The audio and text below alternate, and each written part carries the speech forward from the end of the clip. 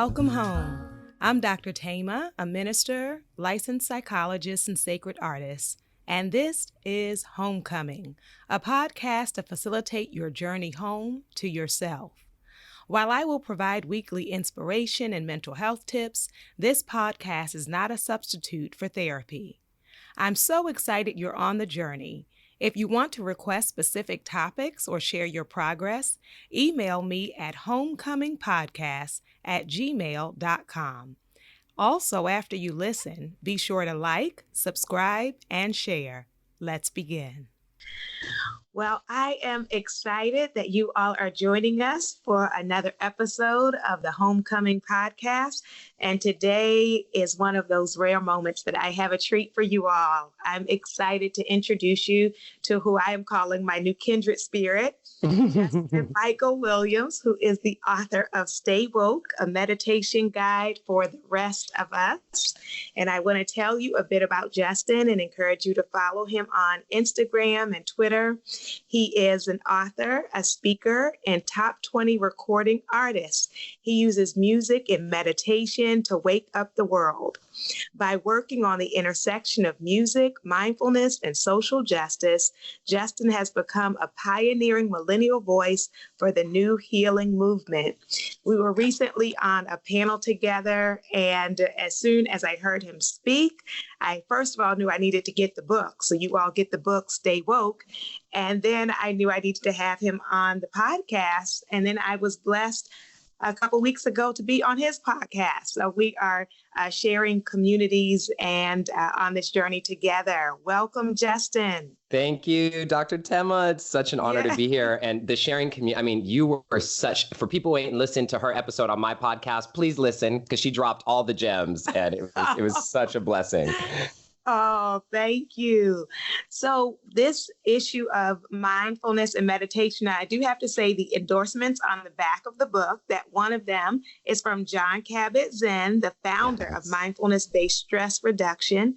And he says this book could be a godsend, a portal into embodied clarity, wakefulness, meaning, and action. Enter, enter, enter. And trust in your capacity to flower in your own way for the sake of the world. What a beautiful endorsement. Isn't that work. Crazy? When I got that in my email, I screamed. I was just like, yes. So I know we will have a range of listeners, from people who already meditate regularly, for people who are having challenges in the midst of coronavirus with their practice, and with people who have never even tried it before. So I want to first ask, what is meditation? That is such a good question. So, I think the way that I want to define that for you is in two ways, Dr. Thema. So the first thing that I want to say is that the biggest misconception about meditation is that people think that meditation is about relaxing. But that's actually not true at all. Meditation is not about relaxing. Meditation is about becoming more alive.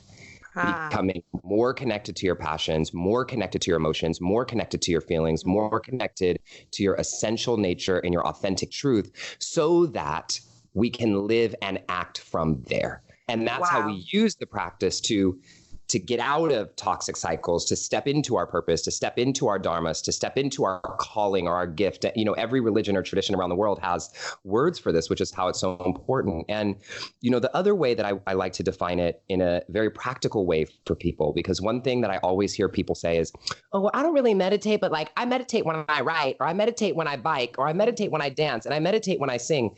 And I just want to get really clear on this with people here. So there's a difference between practicing mindfulness and practicing meditation.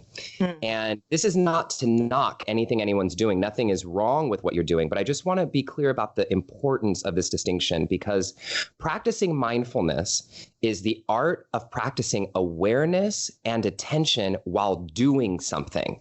And that something can be meditation, but it can also be frying chicken, mindfully smelling the scent of or tofu, if that's your vibe. You know what I mean? Like mindfully smelling, or you can mindfully wash dishes. You can mindfully walk, eat, bike, swim. And when we do that, we often feel this state of flow come, this state of flow that makes us feel like, oh, I'm in a meditative state. And that is fantastic and it's good and it's amazing. But practicing meditation is different. While practicing mindfulness is the art of attention and awareness while doing something, practicing meditation is about the art of attention and awareness while doing nothing, while sitting with you. So all of the attention and awareness doesn't go into what you're doing that gets you in a state of flow. It gets you into attention and awareness with who you are being. And it is from that beingness that we then change and step into our lives. And the last thing that I'll say here is, we have a really hard time, and I get why, like being alone with ourselves. Yeah. But if we can't be alone with ourselves, how can we ever expect to know who we really are? Authentic, Yeah. So, yes. And I love that distinction between from relaxing to being alive and fully present with ourselves, which, as you say, there are so many reasons why we disconnect and check out. And one of the themes we talk about on the program is trauma. And of course, we're in the midst of a global pandemic. Yeah. So, I wanted to ask, when our world is in some ways upside down, why meditate then? Yeah. So let me just first say the world's been upside down, girl. So let's start there. Okay? It's been revealed, exposed. Right. But it's dramatic now, for all of us. But I think one thing that I'll say is for anybody, for people of color, for LGBTQ people, for marginalized people, for women, for all these people, like for people who've grown up with any sort of trauma or oppression, systemic or otherwise, like we have to meditate because it is by going within and healing these things from within that we're actually being good ancestors and able to change the world outside of us.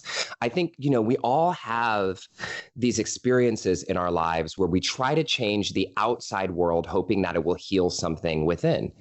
I had this same journey myself. Like I grew up in a home with gunshot holes literally on the outside of my house in the East Bay area with domestic violence and trauma and alcoholism and a lot of love in my family. I know my parents did the best they could with their capacity, but a lot of pain. And I know we all have that. And for me, my mission when I was a kid was like, I'm gonna get out of here. I'm gonna get out.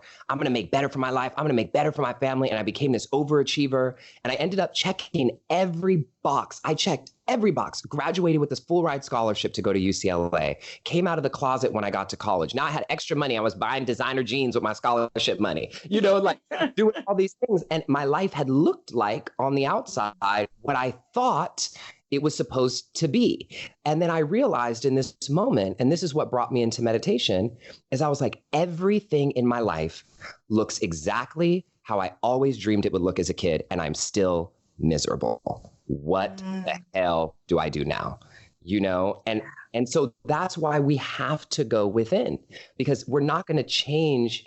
That's why we keep seeing the same crap in our world again and again and again, because it's not changing from the internal level. We're treating the symptoms every time, Yeah, so important that as we face acute trauma, like these individual incidents, and as you're describing also the long-term realities of oppression and stress, that many times our response is perfectionism and busyness. Yeah. That grinding culture. You have to grind, you have to hustle, you have to lean in, because we are trying to grab a hold of worthiness. We are trying, and as you said, you can attain all of those things that people told you was going to fulfill you, were going to fulfill you. And then you get all of that, like you said, get the scholarship, get all these things that people applaud you for, and discover the thing that's missing is me. Hello. Right? Yes. I left me behind in the race to attain. I left me behind. And so needing to really get back in touch with ourselves, come home to ourselves, to reconnect. And so how do we meditate?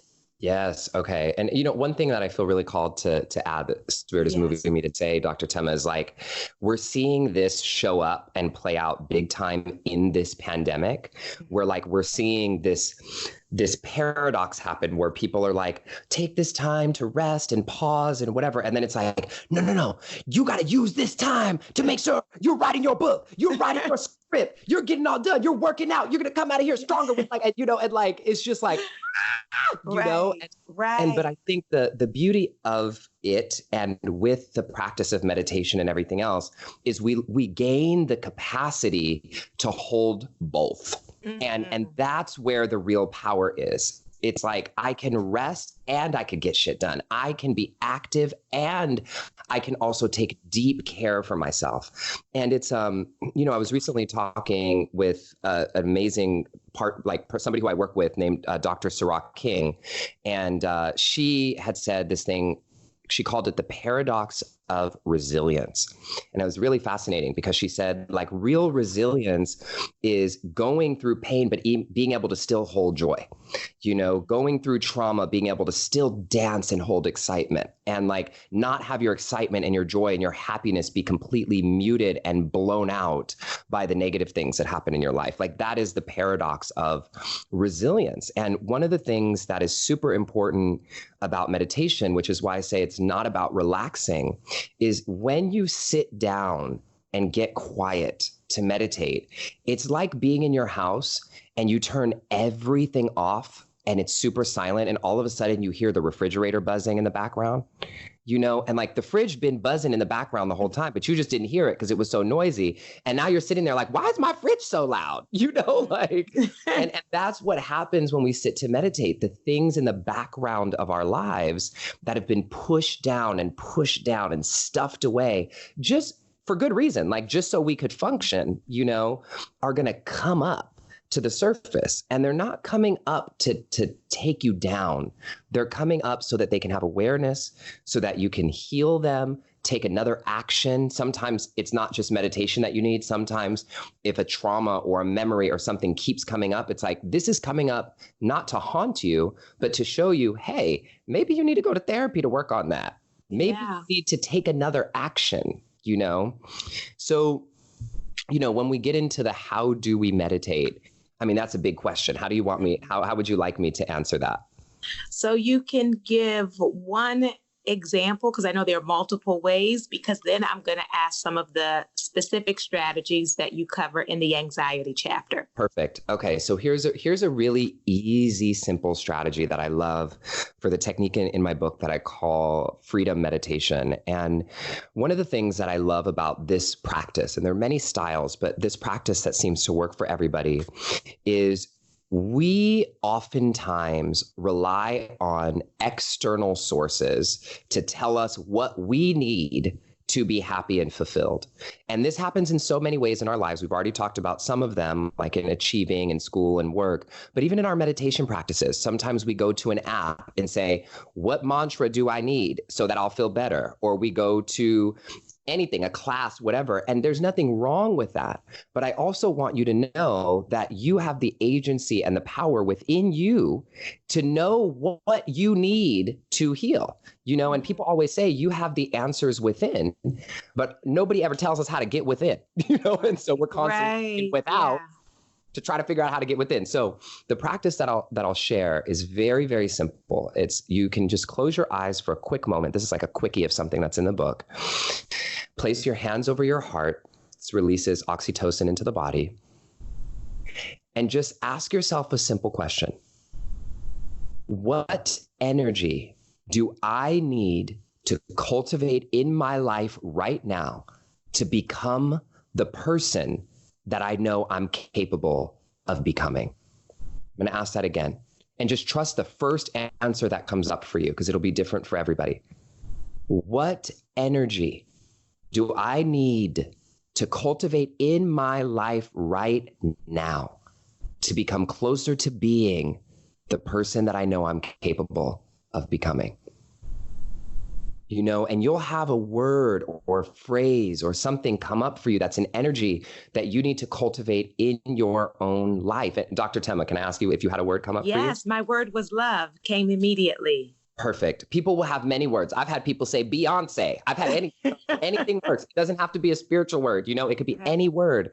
And so what you do very simply is you close your eyes and you repeat that word silently with the rhythm of your breath. So if it was love, like Dr. Thema's, you would inhale love and exhale love. And on each breath, imagining that you're pulling in love and it's literally drenching every cell of your body inside and out and covering you in love.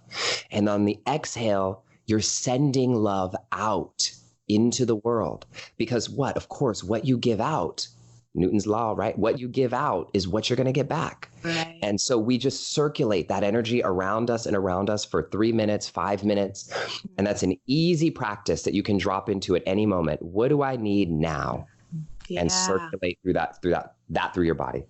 That is beautiful. And I love first that distinction about us letting people know we have like a well, a reservoir, we have wisdom in us, but then how do we access it, right? Yeah. And then what your exercise demonstrated also is the need to trust it. Because sometimes the wisdom rises up, but then we want to ask 5 million people, what do you think? What do you think? And it's like to honor what came, honor what you know. Yeah. And I love the entire book, but I want to focus some on chapter 12. And one of the things you talk about is us having obsessive thinking.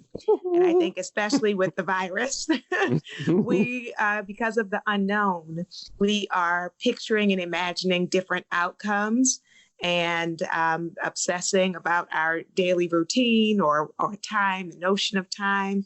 And so share some of what you give us in this chapter about how to stop, manage, deal with, respond to obsessive thinking. Yeah. So one of the things that I'm so excited about in this book is like what I wanted to do was apply meditation to real practical ass things in our lives. You know what I mean? Just like things that are just real, that we're all dealing with. And so there's these little mini practices that Dr. Thema is referring to, and they're like 1 or 2 pages long. And this one about obsessive thinking is one of my favorites. And one of the things that I say that's bolded in the book is that obsessive thinking is the devil's meditation. Truly. It really is, because we are making the choice in that moment to focus on fear versus faith. We're choosing it. And sometimes it's hard to break that grip, right? But we get into this spiral, and we're doing this right now with watching the news. Like, you guys, the news is, I get that we have to be aware, but this is what I've been telling people.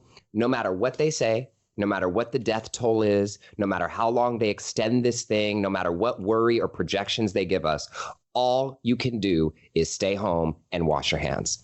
Literally, like that's not changing, And so why, what is the real reason why we're obsessively looking at this and thinking about and talking about? And I'm not saying don't do it, because sometimes we need to, but the obsessively part is the part we have to watch for. And this shows up in so many other ways in our lives. Should I call him? Should I call her? Should I do this? Should I do that? Should I blah, blah? I don't know. Calling everybody, tarot card readings, astrology readings, trying to figure out what to do. I've been there. We all been there, and so there's a couple strategies that I talk about in here and inspired for some of you guys who have heard of Brene Brown. I have so much alignment with that sister. And one of the things that she says is that we're often believing the hypothetical stories that we're making up in our minds instead of actually facing the facts and reality. And that's what's often happening. Like, we have to stop in the moment and go, what am I making up? Well, first we start with this. What are the unarguable, undisputable facts about the situation? And then what am I making up? And the part that you're making up is often the part that is the part that's stressing you out. Because what I believe, and Eckhart Tolle says this all the time, is like most everything is just neutral. Like everything just is and is neutral, but it's our opinion about how we think it should be that makes it positive or negative. And then all stress comes from us wishing something was different than it is. Do you know what I mean? And so when we identify the facts, which sometimes the facts are tough, but we identify them and then identify what we're making up, then we have this freedom to go, okay, now what? do I want to do? Now what do I want to do? Yeah. And that's kind of, this is a beautiful practice where you can always just close your eyes. And there's a mantra that I offer people when they're in that stuck space to just put your hands over your heart, which is an important thing that helps us drop our awareness from our heads into our root of love, and just repeat the words, I see truth, I choose truth. Mm. I see truth and I choose truth. I choose truth. Yeah. Yeah. And it is so true that we create stories and often leap to assumptions, right? I'm sure you see that in your practice all day. Right. And so we have to slow down and say, wait a minute, how did you get there? Right? Because it's oh, well, they didn't speak to me. So then that's, how I made this leap. And the story that we're telling ourselves is often based on our worst moments because we want to be prepared for the bad. But then it also makes it difficult for us to appreciate and breathe into the moment because of the vigilance, right? I have to anticipate all of the disasters. Yeah. Yeah. So I like that distinction between what is versus what is the story I'm putting on what is. Yeah. And then I love how you address money. Mm-hmm. Because so often people it's one of two things. Either they are shamed about the need for financial resources and stability, or it is prosperity is equated with spirituality, right? If you're a spiritual being, then you'll be able to draw all this. So if you don't have it, you didn't meditate enough or you did something wrong enough. Yeah. And you deal with the realities around money while not idealizing money, but recognizing it as a resource. So talk some about, because most people now are very stressed financially. Yeah. Yeah. So this is a time that we've all, I've had more than half of my year get canceled of tour and speaking gigs. Yeah. And so it's a challenging time for everybody, mm-hmm. but it's also reminding us, I will never forget. This is one thing that I'm so grateful that my grandmother told me when I was younger, when I was starting my business. She just said, you just please, no matter how successful you get, no matter what's going on, because she kind of saw me on this rise, please remember that money is not your God. Mm-hmm. Please remember. And I always hear that in my head, and it's not I think the thing that's unfolded for me with that is that it's not about demonizing money, mm-hmm. right? That it's a bad thing. Because, this quote through I was here, it's more likely for a rich man to blah, blah, blah, whatever the thing in the Bible is. It's harder for him to get into heaven. Yeah. Than something to go through an eye of a needle or something. Yes, and camel. That's it. That's what I thought. And so I just remember as a kid thinking that oh my God, well, you don't want to be rich because then you ain't going to go to heaven, and that's what it's about. And what it's about is the intention that's behind it. And one of the things that I name in the book that's really interesting when I was doing research on this was that people say that money doesn't buy happiness, but all the actual research shows that it does actually, and so, but only up to a certain dollar amount. And I think this is really freeing for us, especially people who are struggling with money, because what the studies show is that up to, I think it is about $75,000 on average in the United States per household, the amount of money that you get does increase your happiness every time you get more money. And it's just because it's a quality of life thing. And then the quality of life helps you feel more happy and free. But the interesting thing is after about $75,000, then the amount of happiness that you get per dollar doesn't really change that much. So the difference between making $20,000 a year and $50,000 a year is a lot of happiness, but the difference between making $75,000 a year and $300,000 a year actually isn't that significant. And so the reason why this is important is because people will, like you said, demonize this, and I'm like, get your bag, get the money, and what I try to encourage people to do is do it in a way that doesn't cut at your spirit if you can. Yes. Yeah. And you don't have to feel bad that you are trying to build security and stability for your life so that you can blossom and grow from there. Yeah. Yes, that's wonderful. And I want to hit on one more, which is trouble sleeping. Oh goodness, I've been having so much trouble sleeping, It's Dr. so hard. And I think also because Yeah. the schedule for the next day is off because people don't necessarily have to be up at a certain time. Yeah. And then just all of the worry. So yeah, how can we? Okay. So I have for everybody who gets the book or has the book, I have these audio guided practices that are completely free that you can listen Wonderful. to. And there are like 50 of them that you can listen through. And there's one in here specifically for this trouble sleeping one that's called a body scan. And this is interesting. I don't typically have trouble sleeping. This whole month, I have been having the hardest time staying asleep. Yeah. I get up like 3 or 4 times a night. When I lay down, I'm tired and my mind's going, even though I do all the things before bed to try to calm down. But the thing that has helped and worked for me is this simple practice called a body scan. So you lay down in whatever position's comfortable for you, on your back, on your side, in a position where you feel like you could fall asleep there and you wouldn't have to move. And then you start with your hands. Well, actually, if you're doing it on your own, I'll recommend that you start at the top of your head. When I guide people through it in the audio, I start with your hands, but you just start at the top of your head and you consciously bring awareness and relax every single part of your body with each exhale. So you'll be scanning your body and you'll be like this. Okay, inhale, exhale, relax my head. And then you go down. Inhale, exhale, relax my forehead. Inhale, exhale, relax my eyebrows. That's each little part. And you don't have to obsessively do, I skipped it's just kind of like working your way down. Eyes, nose, top lip, bottom lip, jaw, chin, neck, shoulders, chest, all the way down to your toes. And you do each finger and each toe separately. Usually you won't finish. You'll probably get to your elbow and be knocked out. You know what I mean? And so that's a really good way. It's actually scientifically proven. It's a practice that they, I think UC Berkeley did a study on it that helps people relax and sleep. So that's wonderful.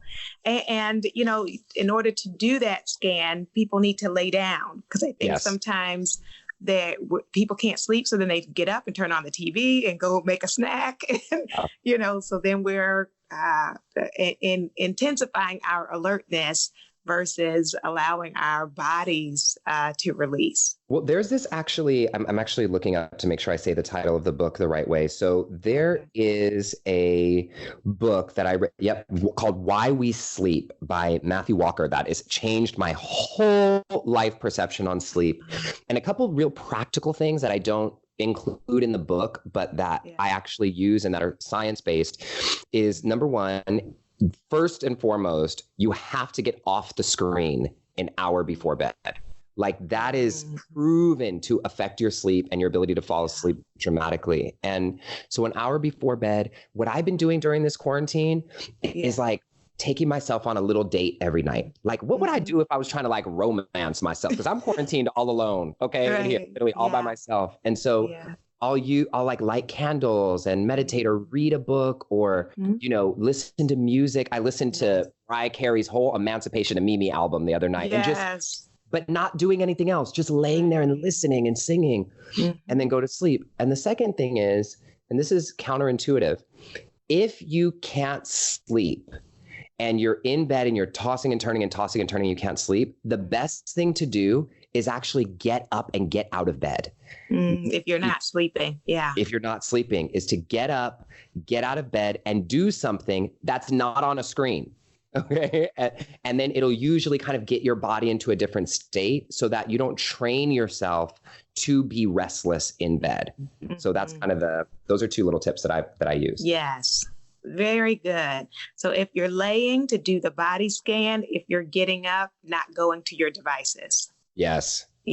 Very, very good. So I do want to ask, it's not in this chapter, but because it's you are one of the few people that address it as it relates to meditation and mindfulness and wokeness, is this thought around activism. Can you just speak to that briefly?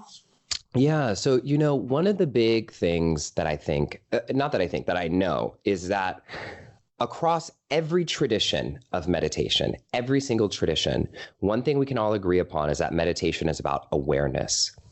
And right now, awareness, if we're really being fearlessly aware of what's happening in the world, awareness is calling us to get our asses up off our meditation cushions and take action. Action for our lives, action for our families, action for our community, action for the planet, action for one another, and most importantly, action for people who can't take action for themselves. And there's a lot of spiritual bypassing that's happened in the world as it relates to meditation and mindfulness. And the reason is because it would have to, because a lot of this stuff not originally, I'll say has been popularized in the West by white men, so of course they don't have this context that we have around service and around what it means to deeply be in community and to be dealing with racism or marginalization or social injustice. And there are plenty of white people and Black people and every color in between doing great work now. I do believe that, but I think a lot of these spiritual practices started in a way that were really framed for people with privilege. It's like, okay, what's the most privileged thing you can say other than, let me just sit here and do nothing and manifest, and everything that I want is going to manifest in front of me. Right. Sure. If you're on the top of the totem pole, I'm sure that does work like that for you. Right. Right. And so when we meditate and when we're not bypassing the realities of what's happening in the world, we cannot help but take action. Yeah. And that's really what the goal of this book is for me, is to help us take action for ourselves, for our families, for our communities, and for the planet. Oh my goodness. Thank you. Thank you. That is soul food. That is soul food for us. And I want you to share how people can tune into your podcast, your music, your books, and just follow you. Thank you, Dr. Thema. So a couple things that I'll share is, number one, the book is called Stay Woke, A Meditation Guide for the Rest of Us. You can get it anywhere, Amazon, Barnes & Noble. It's on Audible. I'm reading it, which is really fun. Oh, how wonderful. Yeah, so there's lots of ways to get the book. And the audiobook or the ebook is probably the fastest way right now because of what's happening with the quarantine. But Amazon is delivering it, usually, I've heard, a lot faster than they're saying they are on their delivery estimates. So that's one. On social media and everywhere, I'm at We Just Will. You can just search Justin Michael Williams, which is my name, and find it. And the last thing that I find really important to mention is what I was doing before the quarantine was I was actually on my book tour. And what we're doing with the book tour is completely non-traditional. Instead of going to kind of affluent neighborhoods and going to these ritzy bookstores, we decided to go to high schools and colleges in some of the most impacted cities in the United States, places like Flint, Michigan, Atlanta, Georgia, Oakland, Southside Chicago. And we're going to schools, we're doing these huge assemblies, teaching all the kids how to meditate, especially because, studies are showing kids are facing a level of PTSD that's similar to returning war veterans coming back from Iraq right now, but they're facing it every day. So there's nothing post about it. And we're trying to give them tools that help them deal with what's happening in their lives. And we're surprising all the kids and giving every kid in the student body free books. And so we've paused the tour while this is happening. We're doing some stuff online, but we're picking up hopefully in the fall and through next year. And we want to get to as many schools as we possibly can. And we've raised over $195,000 to go to 14 schools. Oh, how beautiful. Yes, it's just amazing. So we've put together this amazing website where you can donate. It's $8 per child to get this to a child, or you can donate more. It's whatever you can afford. Even $1 helps. And the website is staywokegiveback.org. It's staywokegiveback.org. And it's all completely backed by my publisher's foundation, the Sounds True Foundation. So all your donations, you immediately get a tax receipt because it's tax deductible. So really appreciate that, so we can get this information to the kids who really need us right now. Wonderful. Thank you so much for embodying what you're teaching and leading and living by example. It is inspiring and it's contagious. So I am grateful to have shared you with the audience on today. And I would just like to say to the audience now, as you take in our decision to come home to ourselves, that I invite your soul to tell your heart, mind, body, and spirit, welcome home.